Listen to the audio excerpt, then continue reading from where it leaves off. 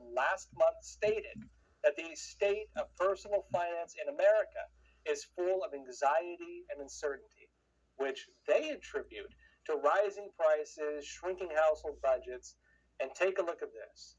The report also notes that over 1/3 of Americans, 37%, said they owe more money on their credit cards than they have in retirement savings. That's right. Over 1/3 of Americans have more credit card debt than retirement savings.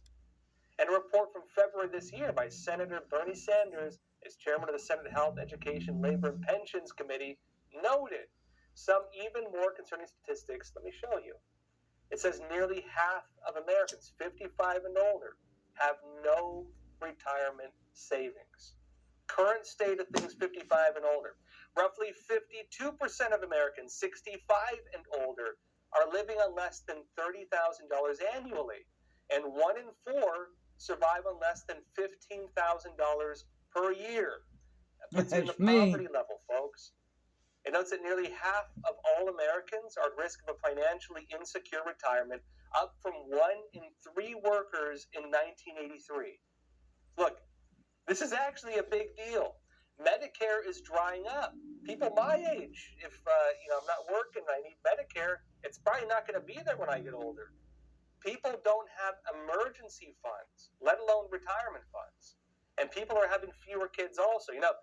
Kids used to be the old school retirement plan. When you talk about old school Medicare and old school retirement, that was having lots of kids. You have 10 or 12 of them, and hopefully one of them is gonna believe in filial piety enough to take care of you in your old age. I'm doing that with my daughter. I'm like, kid, it's important to care for your elders, because you want to care for you when you get older, right? Now, look, the prospect a lot of Americans are facing, though, they don't have the money they need to retire. They're having fewer kids. A lot of them are not getting married, and funds from Medicare and things like that are going away also. We're eating into the budget. Now, look, note this from CNN. It's not just work, health, and so on, right? There's also a growing problem of mental health. Last year, a Gallup report found 18% of adults in America suffer from depression. That's a lot of people. That's close to 1 in 5, in fact, right? Or have received treatment for depression, and that was an increase of more than 7% since 2015, suggesting that depression is getting worse.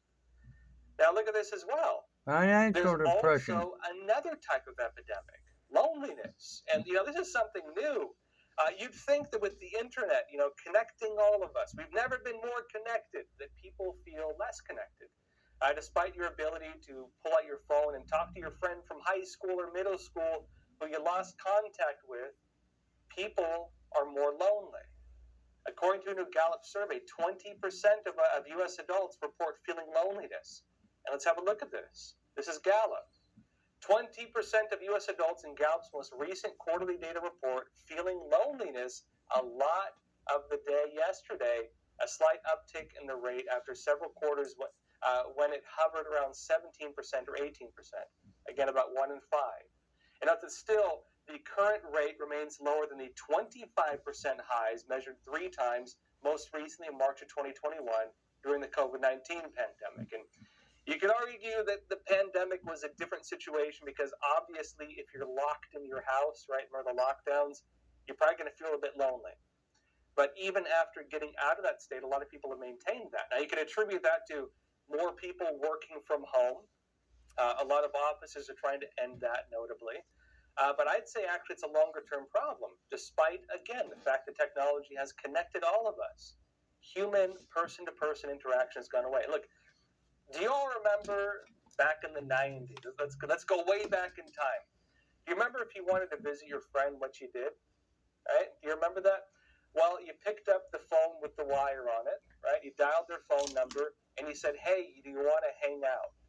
It wasn't often, at least for me, right? It wasn't oftentimes like you were trying to just chat endlessly. Hey, let's text instead of calling. Or you just went over to their house and you knocked on their door and saw if they were home. Human interaction was the purpose of digital connection back then. If you called somebody, if you were trying to get in touch with somebody, it was usually because you wanted to hang out in person. Human-to-human interaction was the goal of digital interaction. And that has since changed, where digital interaction has become the go-to form of interaction for a lot of people. Now, like the Gallup report goes into more detail on the significance of this. It ties into the overall problem of quality of life and hope for the future. And if you understand loneliness, depression, money problems, the whole 9 yards, this is a much bigger problem than just one isolated part of it. Gallup says this: significant daily loneliness in the U.S. is closely linked to many aspects of well-being, including current life satisfaction and anticipated life satisfaction in 5 years. Liking what you do each day, a core aspect of career well-being, represents having a natural right fit in one's day-to-day activities. It is also a part of well-being that employers can greatly influence, they say. Although I don't think it's your boss's job to make you happy, although maybe they can contribute to it by making your life a bit easier, right? But I know that for those who do not like what they do every day, the rates of burnout, unplanned absenteeism, a big problem with my generation, by the way, I've been told, and turnover, people just leaving their jobs like for something else all the time, all rise substantially. Now, like this relates to some broader problems we're seeing in the world, at least in my opinion. You know, in the United States, there's a growing problem of young men just checking out. They're not pushing themselves like they used to. They don't have goals. They might work, but they'll do the bare minimum to pay rent and maybe play some video games, and they don't want to do anything beyond that. The idea of getting married for a lot of them seems like a threat. They're like, well, why would I get into a contractual agreement where I can lose half of what I own? They don't see a reason for it, and they view the threats being greater than the benefits. And what's the result? Well, you have them living in squalor. You have them living in states that are not really making them happy a lot of times. And they maintain those states because they believe the dangers of, let's say, contractual agreements and dating and so on are greater than the benefits you could bring to them. And a lot of that comes notably through some of the cultural changes we've gone through. You know, no-fault divorce. I'd say that maybe unrealistic expectations over what marriage is. You're probably going to have a lot of arguments, but you can work together to build a better life together. And also the people forgetting the fact that, hey, you know, a lot of them succeed too, right? And people being able to work out their differences and grow together is part of the human experience, not to mention having a family. Yeah, there's a timer on having a family. If you don't do it when you're younger, you might miss the boat. Now, like this actually ties into other problems. With the internet and social media, interactions are getting more complicated. There's less face-to-face communications, and add to all that the stresses of modern workplaces, social pressures, things like growing debt, people dealing with a lot of these things, and people are looking simply for ways to not deal with these problems. Now, how many of you have experienced this? You had the wonderful experience of finding all the people you used to know on social media. You found your best friend from middle school and all the guys you used to hang out with, the girls you used to hang out with through high school and all that stuff. And then someone posts a political view on there and it turns into an argument. Or maybe, for example, you say something that someone else finds offensive, which is there's a long list of things people find offensive these days, and people attack you. You get in arguments online that go nowhere, and what happens? Well, you stop posting those things because you don't want to deal with it.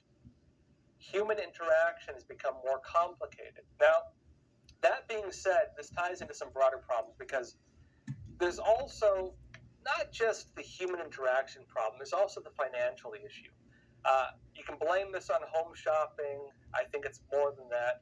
But we're facing now another crisis which has to do with credit card debt. And some companies are now looking for other ways around this. Walmart, for example, they're announcing a new payment system. Walmart is going to start bypassing the use of credit cards by letting customers pay directly through their bank accounts. I'll be talking more about this after we come back from a quick break.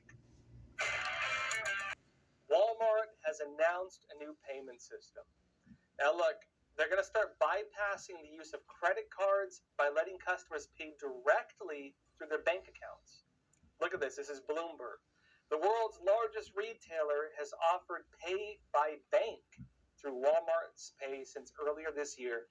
And I noticed that until now, the transactions were akin to digital checks and took roughly 3 days to finalize when being processed through the automated clearinghouse, the same network often used for bill payments or checkout deposit or paycheck deposits. And note that soon, customers opting for pay-by-bank transactions will see the purchase reflected in their bank account balance instantly. And Walmart will receive the funds immediately. An immediate form of payment bypassing Debit credit card. cards. And it's the consumer advantage of instant pay-by-bank over debit cards is avoiding stacked pending transactions. For customers carrying low balances, pending transactions can open them up to risk of overdraft or non-sufficient fund fees from their bank. And according to Jamie Henry, Vice President of Emerging Payments at Walmart. Now, look, I know what some of you are thinking. This sounds a whole lot like digital currency, but I think this is actually a bit different, right? This is actually similar to the way checks used to work. Now, do you remember, again, when